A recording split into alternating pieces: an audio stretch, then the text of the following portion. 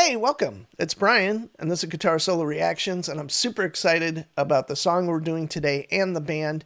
This is Anderson, Bruford, Wakeman, and Howe, and they are doing the song Off Close to the Edge and You and I.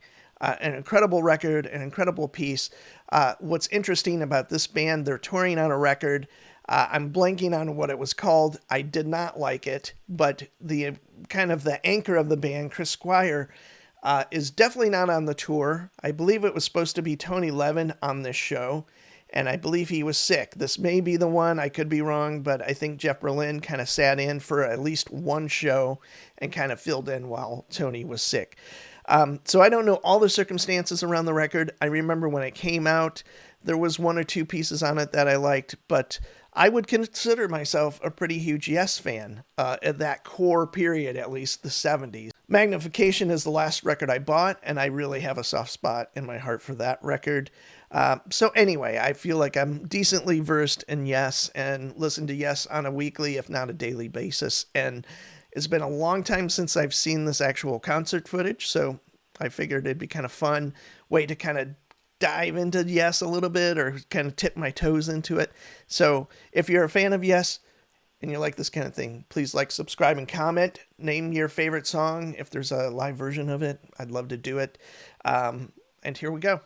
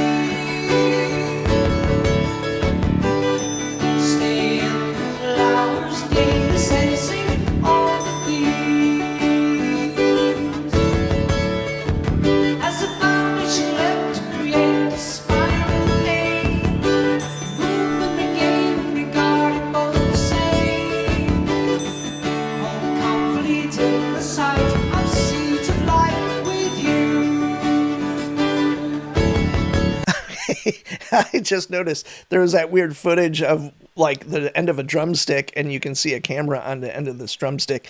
And so 89, King Crimson basically ended on Three of a Perfect Pair, being 84, maybe 85 as far as a tour or something. And that's when Bill was really using a lot of Simmons stuff. And then Earthworks came out. And I don't know how many records he did between, 85 and 89, but it was at least a few.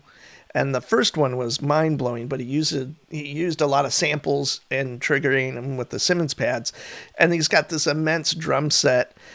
So that's really, really great to see. And, he's one of my favorite drummers of all time. And if you're a Yes fan, I'm sure you would agree.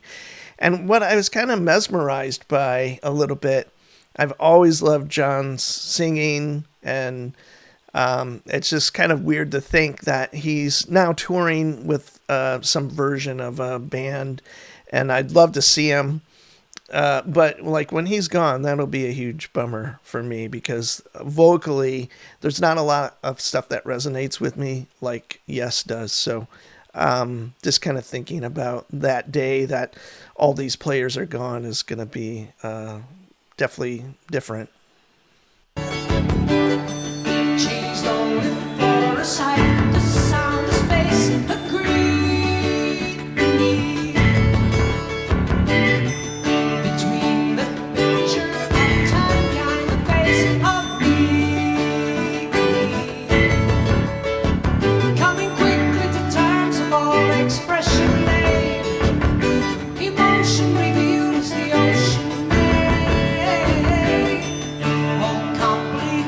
It also looks really intentional that it is Jeff Berlin, I'm almost 100%, and that they are not putting a spotlight on him, where if Chris Squire was there, he'd be in front, basically, and, you know, one of the 5 equal members, if you want to look at it like that. The sight of seeds of light with you. Coins and crosses never know their fruitless work. Cords are broken, locked inside the Mother Earth. They won't hide, oh, they won't tell you. Watching the world, watching all of the world, watching us go by.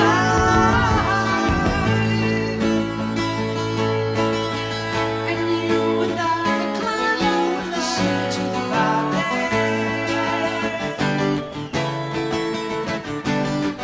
And you and I reach out for reasons to. Yes.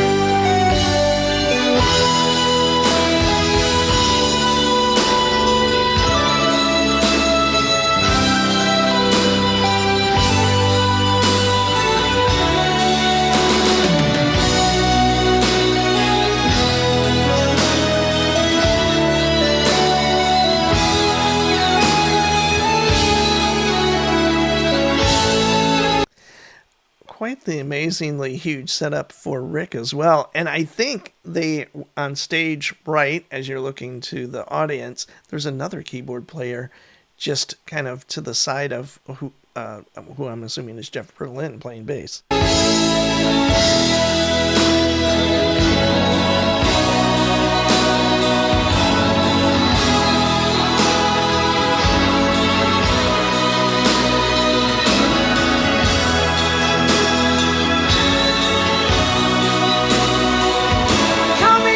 That sucked. There's that amazing pedal steel part that Steve was doing, that little solo that's kind of building up into this right here, and you can't hear it, or at least I can't. Winter turns of old expression lane.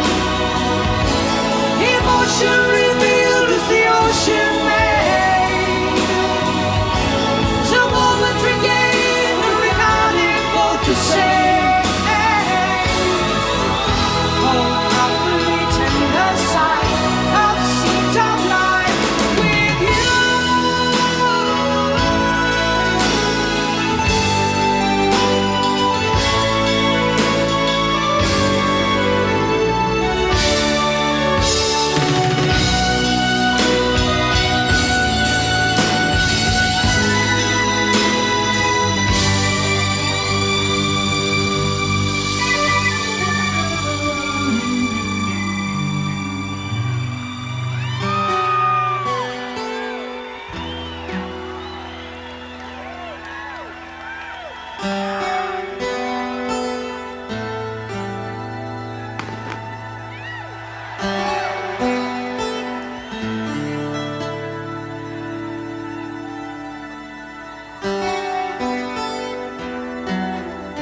What a beautiful guitar intro, outro.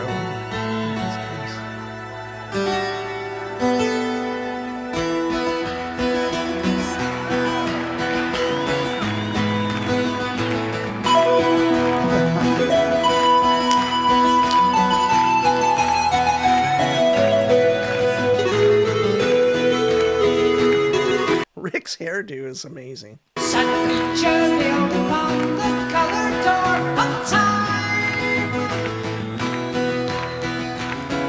May the same teacher be there, reminded of the rhyme. There'll be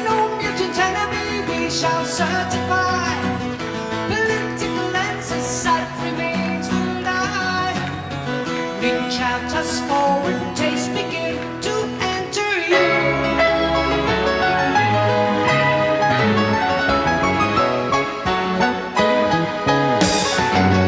I listened hard but could not see.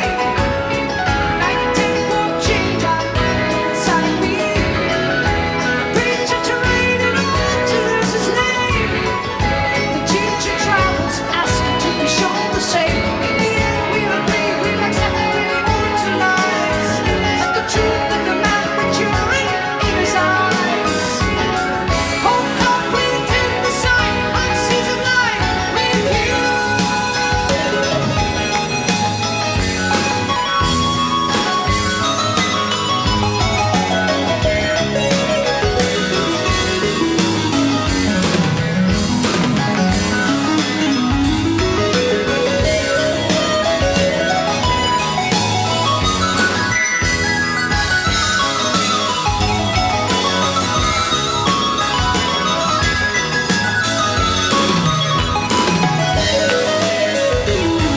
Coming quickly to terms of all expression made.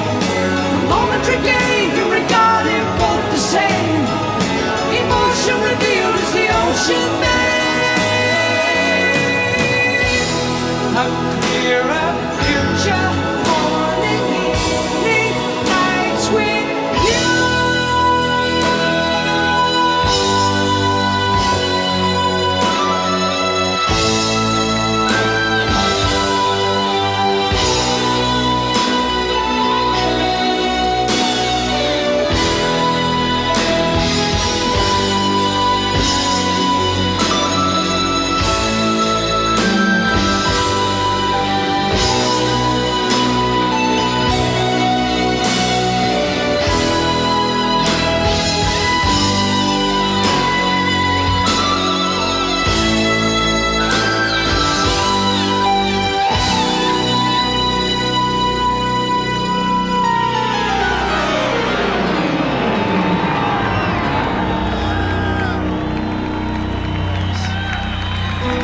And you and I climb crossing the shapes of morning. And you and I reach over the sun for the river. And you and I climb clearer towards the movement. And you and I called over valleys of endless seas.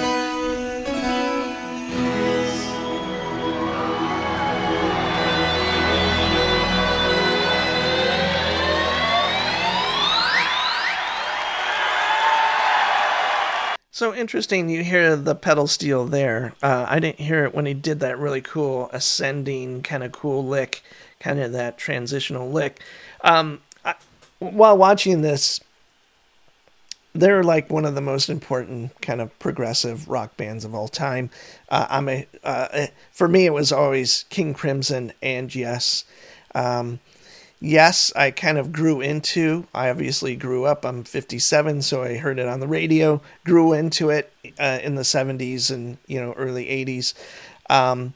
But I have to say, I listen to Yes more than I do King Crimson, which as a guitar player, I'm more drawn to Robert Fripp than Steve Howe, whatever.